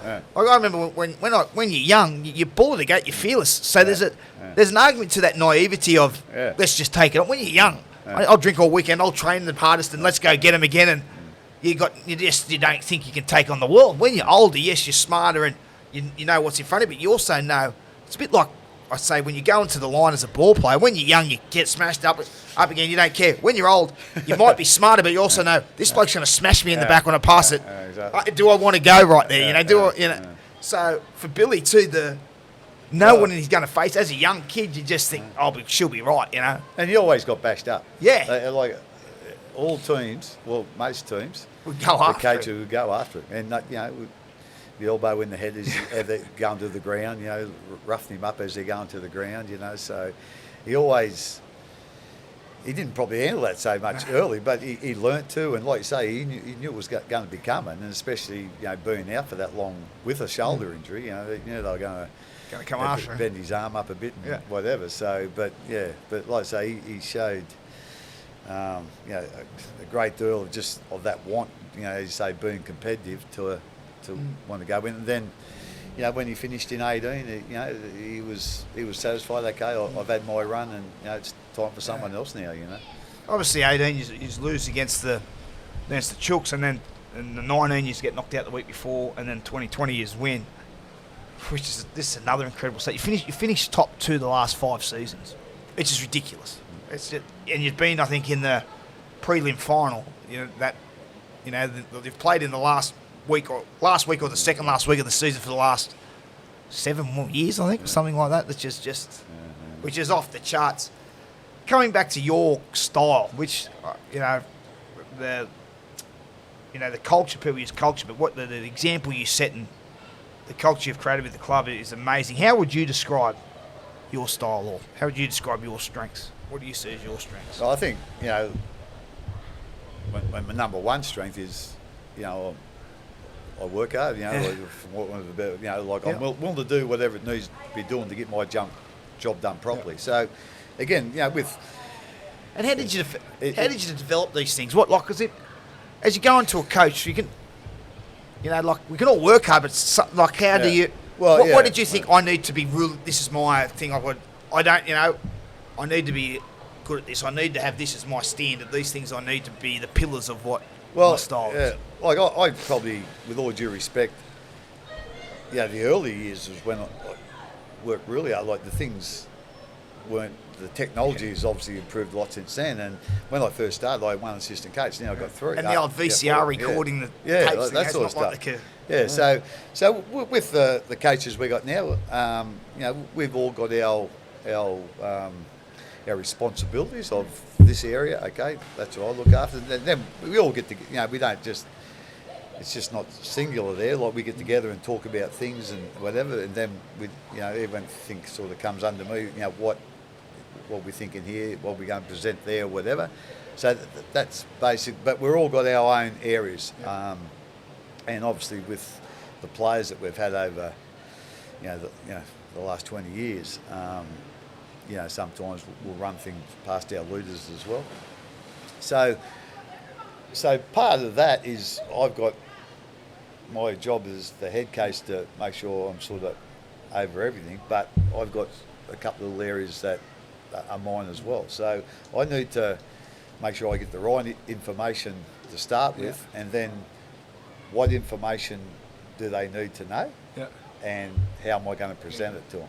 Okay, that's what I think. Like it's beautifully simple how you present your message. I think one of your greatest skills, and I tell people, you invest in the person as well, which, one thing I found, you cared about the bloke. So then there's no way I want to let you down now, because you give a fuck about me. Yeah. You don't just care about results, or you just piss me off, or, like it's some issues I've had since retirement. You still call up and ring up and say, outside of me, Dad, you're a bloke I talk to or share things with when I need advice. These years later, and obviously there's some other personal things which we've spoke about when I was at rock bottom. So that doesn't happen at every club. That doesn't happen with every player. And you've got that relationship.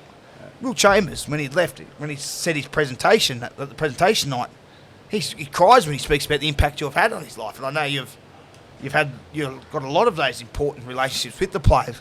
How important is that to just have a relationship first with the players, because your ability to get the best out of them. I'm not going to do it if I hate the bloke. He may be the best coach in the world, but if he's a dickhead, I'm not going the extra length for him. Well, I'm going to worry about me. But a big thing for me, and I know the players, they don't want to let you down. You know that. How much does that come into it, having that relationship with the players? Mate, or getting to know them and who they are and where they're from and what they're about. I suppose when they first come to the club, I take a bit more aware of, I've got to know a bit more about them or whatever. But after that, I don't have to think, oh, have I got to talk to him today? Have I got to talk to him? That's just natural. Comes natural to me. And, I've always, for whatever reason, always sort of cared about players, what happens off the field to them or what's happening on the field. I think, during my career, as a player, I had, some issues with injuries and things like that. So, I think when I've been through those sort of things, and I got dropped plenty of times as well, whatever. And that's the thing that you hate about your job, when you're dropping someone that has tried their best or whatever, but just ain't working for them at that time, whatever. So that happened to me as well. So I understand how they feel, and I just want to make sure it's not personal. That they realise it's not personal. It's just that this is my job, but I'll do all I can to help you get back in there. And if they've got a problem off the field, well, as a club, we'll help them. Whatever we can do to make that a little bit easier, we will. You're the first coach I ever had, the only coach I ever had where I thought I could compare you to, say, like English Premier League, where you're the manager, you're the gaffer, and they call them managers because you were never afraid to go, well, you're the, like Adam O'Brien or Mark or whoever's there now, well, you do the attack. You're not micromanaging everything. No. I trust you to do that. I trust early in the week you're obviously coaching, but you're letting the assistant coaches do their bit. You manage the situation, and a part of that was managing personalities and egos. One thing I found, like with down there, like I was probably a bit different. I was an older bloke who was single, loved beer. You treated people. How hard was that to know? Well, I know Finch, you could go for a beer, but you knew you never had to check me. I know other blokes you'd have to go, mate. That's it. But you'd never said that to me because you sort of know how different people work or whether they needed to kick up a bum or how important is that in coaching? Yeah, well, knowing what's their strengths in their personality and what they. Well, I think, like overall, there's probably a couple of little rules that they're not written up on the board or they're not given to you, but that's what's expected. So as long as your drinking doesn't, interfere with your preparation or your performance, well, you can have a beer. And there's some guys that can handle going out and then going home at a certain time, where some can't. It's things like that. So. At the end of the day, like, you were a seasoned drinker by the time you got down there, so you were used to it. So, but like I say, it's just giving them, like to me, I don't want to come down. I'll come down hard on someone when they've done something wrong and they know they've done something wrong. But if they don't, sometimes they don't realise they've done something wrong, so they just need a little bit of education there. Yeah. But hey, it's happened once. Learn from it, you know. So. I don't know. I like, I suppose, my experiences too. I used to like a beer and I played and whatever, and I still, have a beer every now and then. So, at the end of the day, it's, footy's really important to me, and whatever. But at the end of the day, there's other things aside in life other than footy. Do you think you've mellowed in that regard since you've got older? And like you said, Aaron, your son, who's been on the coaching staff for a long time now, but he's obviously he's progressing in his career. He's got kids now, so you got the grandkids at the game and things. Do you think that? I don't know about whether I don't know if mellow is the right word, but I think I have mellowed. But you're going back to the coaches too. Like, and again, I don't. There's two ways to look at it. Early, I did micromanage. I'd be doing the physio what he should be doing. When I first got there, but then. And with the coaching, I done sort of nearly all. Me and Dean at the time, we done all of it. Two of us, where now at some stage, the light sort of switched on. It was a little while ago, but in that we've employed people to do a job. Well, why am I telling them what they should be doing? At the end of the day, if I've got a problem with what they're doing, I'll go and say, why are you doing this? But at the end of the day, we trust them as people. We trust them as physios, coaches, or whatever. So let them do their job. And again, it's a bit like the footy players, isn't it? You're getting the best out of them. Yeah.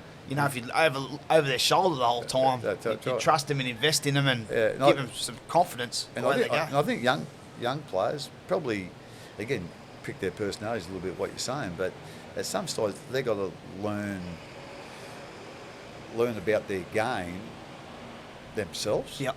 And sometimes, telling them all the time is not the right way to go. That they probably, if they learn them by their mistakes or learn them by doing good things, well, that's even, if they've worked it out, well, that's even better than, someone telling them, So, but like I say, you just need to be careful what personalities you do that with. Out of a lot of your traits, there's different words for them. There's no doubt your work ethic is extraordinary. But I think too that's not every club has, because there's a lot of people out there who work hard. I think your honesty, which links into the accountability, not only you have of yourself. Why you can have it is you set the standard in all of it. You keep yourself accountable more than anyone, which allows, a bit like when I find with you and Cameron's leadership, it's a bit like what Jordan said. The best way I can describe it is you don't ask something of me that you're not willing. You don't do, you don't ask me to be accountable or be honest when you're not that, and Cameron's the same. He doesn't ask you to do something that he doesn't do. So you just lead by actions. And accountability in the club, I'd never experienced anything like it. How the players keep each other accountable. Or, a lot of the time you don't have to come down hard because the players govern themselves because they have the expectations of themselves.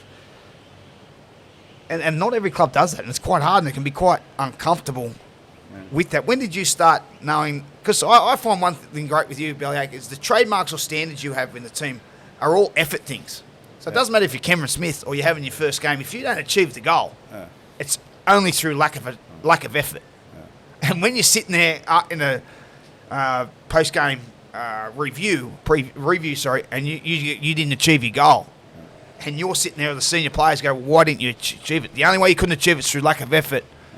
I tell you what, if you're worth your salt, or if you're any kind of, got any ambition or any pride, you won't do that again, because the embarrassment and shame to know that you haven't given effort to your teammate or to your coach, especially when you're staring at whether Smith or Slater or Cronk, it can be pretty humbling, or or a way certainly to make you accountable. Yeah, I think as we were talking about before about talent and ability, but the foundation is your effort. Yeah. And going back to the old bit, to put consistent effort in, you've got to have a fair fitness level. So again, for everybody, it doesn't matter what your ability is or what your talent base is. At the end of the day, it's effort. That's the foundation, and then you build on that. On your talent builds on that. So you get that foundation down. You're working hard and doing your job in those effort areas. Well, then the other stuff shines through. Well, mate, that does create success. But the one thing, I love champions. Because it's harder to be a champion. Once you're a champion, you've got to work now twice as hard to achieve the same thing. Patriots, Yankees over the years, Green Bay Pack, in any sport, I love champions. And everyone's willing to climb the mountain. Everyone wants to climb the mountain. But when you get to the top, are you willing to go, right, I've got to go back down and I'm going to climb it again? And when obstacle comes, will you really want to keep climbing the mountain when you know what's at the top now? No. When it's the first time, but you know what it's like. You know what success is. You know what being a champion is. What makes you do it year after year? Like, mate, you show it's like, if anyone's dealt with you, it's like you've never won anything in life. It's like it's like the club's never done anything. It's like the club, this is their first year in. How do you continue to find the motivation and the fire? Because you are human. I know it's not building you, but you're pretty good. You're pretty good. What the club's achieved. Now, if the club comes last next year, no one's going to go to their shit club. Well, look what they've done. But there's no way that's not even in your psyche. What makes you want to climb the mountain every year and take on these challenges? And when things are going shit, go, you know what? I'm going to fight through this instead of going, well, you know what? I've had a good run. I know. Again, I think over the years it's probably just been that. Like I say, I just want to be. I'm life's short, and when you get to 60, you know how short it is. But for me, what's the point of doing something if you don't want to do it the best you can? So, hey, if you don't want to do it the best you can, go and do something else that you want to do the best you can. But I think the other thing that I'm really aware of now is that if I don't do my job the best I can, if I don't put the effort, the work in, whatever, that's going to affect a young man that's looking to live his dream. Yeah. And hopefully all those guys that come into our club, hopefully their passion is rugby league. Yeah. Because if it's not, they should be going and doing what they're passionate about now. You know, when you're young and just coming into your 20s or your early 20s, you should be doing some of the things that tie you down later in life. You're not like a wife. Yeah, and kids. Like a wife. They're not experiencing. Like 18-month-old. You're not experiencing that at the moment. So hey, you're putting a lot of time into this. So you want to be putting something in that time into what you're passionate about. You know. So I believe that all those players coming in are that. Yeah. And if I don't do my job properly, if I don't put the work in, if I don't put the effort in, if I don't, dot the I's and cross the T's, I'm letting them down. Yeah. And I don't want to be letting anyone down, especially this is their dream. You know. So. And you certainly do that over the years. I know you got a close connection with the All Blacks and vice versa. I know that obviously at the moment you can't with the COVID restrictions and whatnot, but you've been to the States and gone to Alabama College. You've gone to NFL teams in Tennessee and whatnot. You've been in Europe with the Premier League teams. You thirst to continue to get better. I've always found that if we can get 1% out of this, I'm going to go invest in as much in it. Well, which is and you look at you talk about the journeymen like spokes like myself, Clint Newton, Toddy Lowry, Noz, we spoke, Jamin Lowe, Brenko Lee. What you've get the best out of that. But you look at some of your coaches. Adam O'Brien's a coach. No one heard of Adam. We got him from Batemans Bay. Who's great mates with both of us. But his development, and I think he's going to have a wonderful career. Brad Arthur was the same. Madge had played, like Steve Kearney was a superstar player, but how do you get, and now there's Rolsey, obviously he was a top line player as well, but do you get as much joy out of seeing these? Because in ways, you set standards for these guys coaching as well. You develop their ability as coaches. Are you proud to see when they move on and get their jobs? Because it's a different thing. You're now coming up against you, and they're trying to beat you with things you invested in them. It's a weird sort of thing to see that. You've just got to be proud of them. That's what you've done. I never sort of think about it too much. Obviously, proud of the players that what they've done and moved on. I suppose I think about it. I'd like to see that those coaches do well, and just not against the Storm. Yeah, not against the Storm, perhaps, but it's they're all those guys have been good guys, and they've done. I suppose the thing I look at, they've done a great job for the Storm too while they've been there. So hopefully they can have success, at other clubs, and when they move on. Yep, mate. Now, again we spoke about Smithy. Like you're the greatest coach I've ever seen, greatest coach I've ever had. And it's a pretty good rap because I've had plenty of coaches, Billy. For some people, like for Smithy, he's the only coach. I know he had one game under Mark Murray. For a lot of folks, they can only say you're the greatest because I've had pretty much everyone. Your combination with him, very much it could be very, very different to you at times. The odd couple, he's quite laid back at times and strolls in and with a second to go before the meeting starts or the bus leaves. How have you two, have you challenged each over the year to keep pushing each other, to keep striving for great? What makes you two so great as a combination? Yeah, I don't think we've, it's strange. We've been together 18 years. I don't think I've ever had an argument. I think there's a couple of times where he hasn't agreed with me and he said it. But again, I try not to take things personally if that's his opinion. I think a couple of times I've had a different opinion to him and he's been a bit shirty with me. But that only lasts 24 hours. Mate, again, when I first, saw him, or when he had his first pre-season, I think it's well known that I thought he was training well within himself, which that's that you see that often with young guys. Do you think Smithy probably would have been great anyway? I'm not saying this, but I got no doubt if he wasn't under your watch, because what he was doing was still good enough. He was still good, but you knew he could get better. There'd been a lot of coaches there that were just happy. Well, you're still good.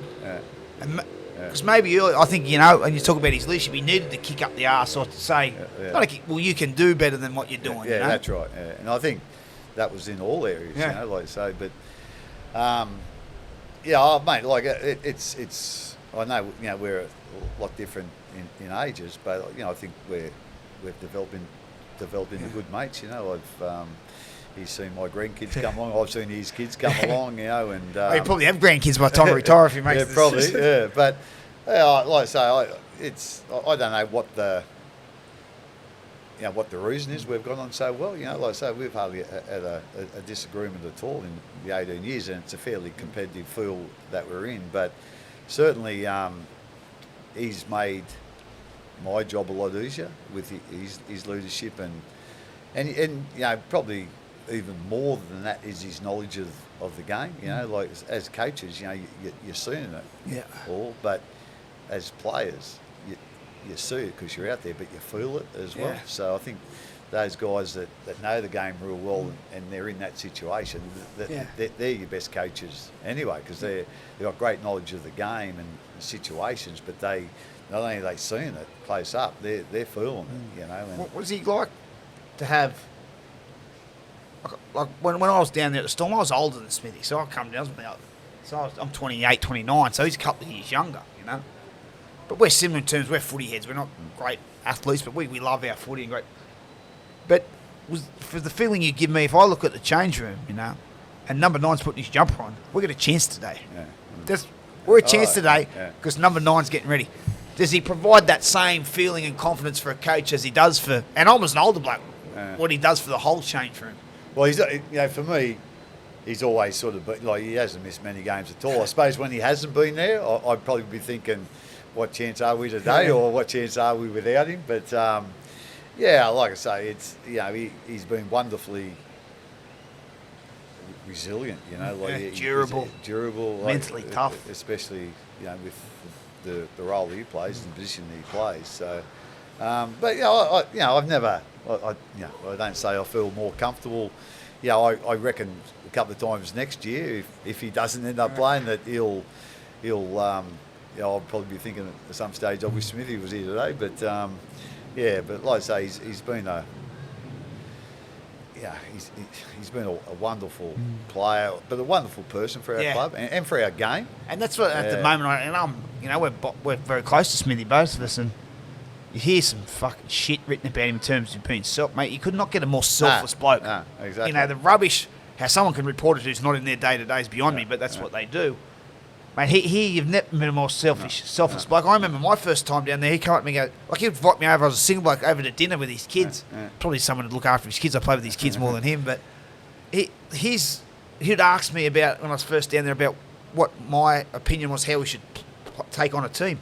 Now, straight away, I was older than him, straight away, I'm thinking, well, he probably didn't give a rat's ass about my answer, but because he's asking me, I think, well, he cares. He wants my opinion. There's no way I'm letting this bloke down, I'm going to give him everything now. Like what he does for his teammates down there. So, like I said, for both of you, the shit you have to put up with also. Now that adds to resilience and the durability that you both have. I think that you just hit it on the head there is that care. I think you mentioned there earlier. Like he's got a great care for his teammates individually, but he's got great care for our club and our team and what happens. I think that's been a real strength of his, like a genuine care for what happens at the club and what happens in this team. I found one thing with it's obviously you have a great relationship with it. I've only ever seen two people take the piss out of you. One Smithy, the other one's Will Chambers. Now I'm usually the one taking the piss out of everyone on the jokes, but there's no way I was ever doing that to you. I remember Smithy would say something, and it'd be funny, but I'm sitting next to him, and you're in front of. You look at me and go, mate, come on, Fitchy. How funny is that? I go, mate, that's not funny, not one bit, that sort of relationship you have, you can see, the back and forth, you might mispronounce a name, on the thing, and he'll be yelling it out, like it's just going back, what are you doing? Like, you idiot. But you can see that relationship that have used to develop over the years. Oh no, without doubt. It's not just in footy terms either. It's sort of personal terms and whatever. But you do. I think our backgrounds are similar too. Like we're real working class. Where I was brought up, where he was brought up. I think going back to, I've said this a few times. I think part of his education and the great education he's had on the game, but also in his position, it's come from his dad. His dad was a dummy half, and again, back in those days, it was a whole different role back then. But you had to have a bit of nous about you, didn't have a few street smarts. So he's learned a lot off his dad as well. So he was, very fortunate. I reckon that his dad played in that position. I think a lot of times too. I think Cameron told me that his dad would be coaching the under 15s or 17s when he was 13 or 14, so he'd go along to their training sessions, so he'd hear him, what the older kids are doing too. So I think you had a wonderful education, footy-wise growing up. It's also a wonderful education for a young boy to be hanging around with older blokes. Yeah, and if you can get any reception in his bunker he's hiding in, it'll be interesting to see what happens as we all wait to see his next decision on his future. To your future, Bellyache, I know the Bronx have come after you a few times, and I'll be honest with you, every time I see that, I hear you that you knock back, I love that. Even when you weren't, obviously you wanted everyone to do what's right for them, and you've given the club so much. But when I think of Melbourne Storm, you've all bar 5 seasons, you've been the face of it, the mainstay. How hard is it going to be when it's time to step down as head coach from the Storm, which is only, I should speak to you maybe this year or maybe next year, or what the situation is? Yeah. Do you think about that day, or because you've invested so much, not only yourself, your family, like you said, Aaron's come through there and coaching. Your whole family's been a part of that club for a long time. Yeah, it has, and like I say, I don't think too far ahead, so I don't, I'm not thinking the day that's going to happen. I know it's going to happen, and it'll happen at some stage.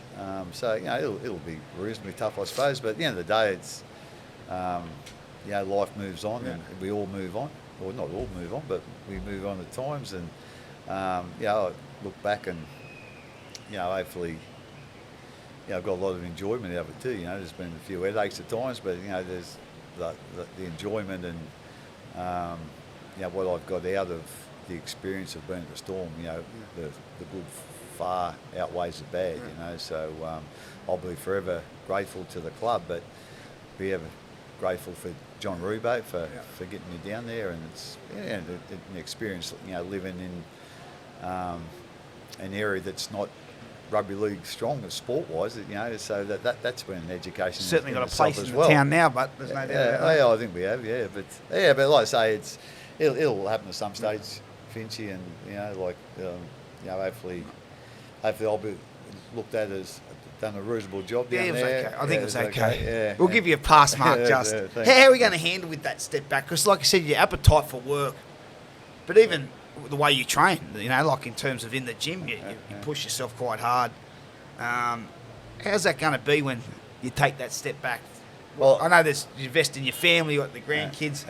I don't think you're one. I can't see you sitting on the couch and watching too many Netflix episodes. Like Netflix series, you're someone who has to stay active. And not a big television watcher, but hopefully, I'll fade out in that. So I'll hopefully do a little bit of work, instead of the full-time stuff, like the part-time stuff. That's what I ideally like to do for a few years, and then go from there. But I just probably I'm sort of, I suppose, getting that stage in life now. I'm looking forward to, I know whatever I've got a head coaching role, that I'm going to work my ass off, and that's just the way I am, and that's just the way it is. But find another role that it's only a few days a week, and then you get a little bit of time off to to go and have a game of golf, go and spend a bit of time with the grandkids, go to the beach or whatever it is. So like I say, I haven't. Again, I don't sit down and think about that 12 months. I sort of more of my focus is on tomorrow. So that's how that's how I'll continue to think about it. But when it does come, it'll probably be a little bit hard, but hopefully it's been a good thing for both of us. Yeah, it is. I was about to say, when the day comes, it will be hard. It'll be even harder for the people in Melbourne, the players themselves. Billy, thanks for taking time out. No. I was really looking forward to this. You've obviously had a huge impact, and I spoke to you about this, how not only what you've done for the club, but the players' lives in themselves. And I was speaking about my personal relationship I have with you, and how important that's been for me when I wasn't even at the club. That side has probably been very important for issues I had with, to turn some real personal stuff in my life, which has helped. So, mate, thank you for that. And you're going to be sorely missed, but one thing you probably won't miss is the cold weather of Melbourne. You're up here if you come back up the goalie. But, mate, I thank you very much for your time, mate, and good luck again next year. Storm, I'm sure the expectation, whether it's with the great man Smithy or not. Yeah. You're going to be hard to beat, mate. But thanks so much for your time, and good luck next season. No, pleasure, Finchy, and mate, like I say, you're making a real success of this, so keep it going, mate. All right? Thanks, mate. All right, good on you. Thanks, mate.